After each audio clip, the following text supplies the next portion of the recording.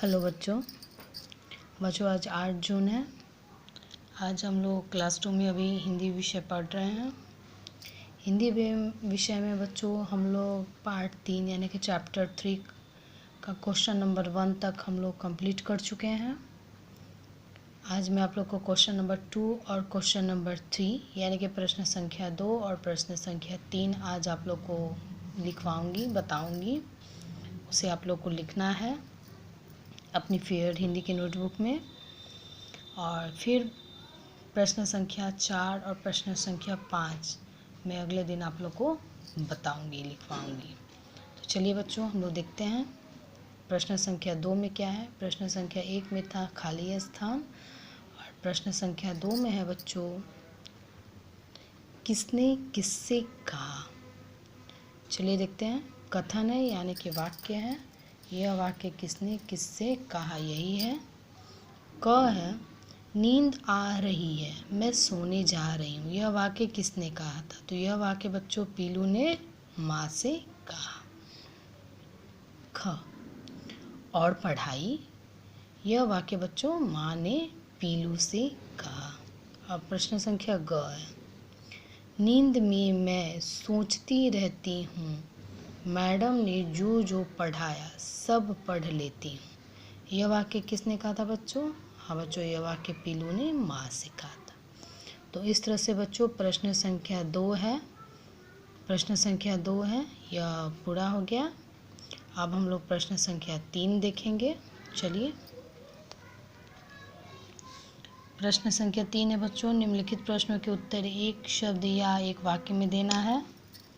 पहला है क पीलू ने होमवर्क करने के बारे में क्या कहा? तो इसका उत्तर होगा पीलू ने कहा मैंने कॉपी पास में रख ली है, मैं नींद में कर लूँगी। ये क का उत्तर होगा।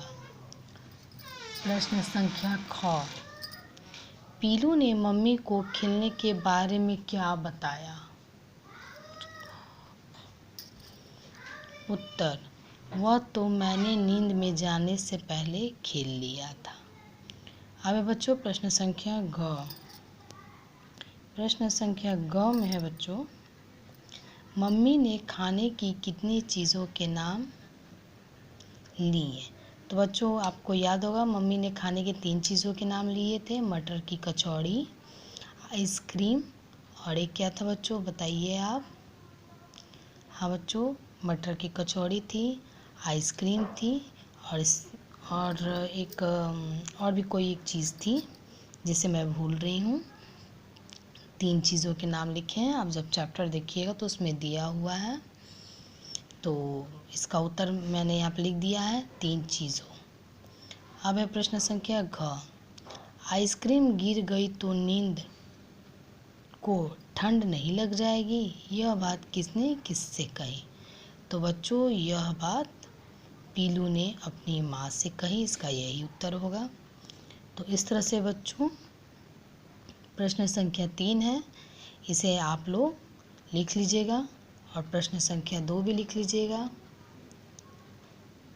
इसे आप और PDF की मदद से भी लिख सकते हैं। अगर वीडियो से आपको लिखने में प्रॉब्लम हो तो आप लोग इसे PDF की मदद से लिख सकते हैं।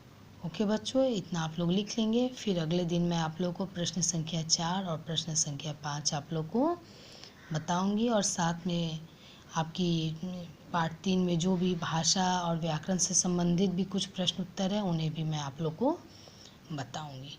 तो ठीक है बच्चों, इसे आप लोग नोट कर लेंगे सुंदर और साफ राइटिंग के साथ। ओके।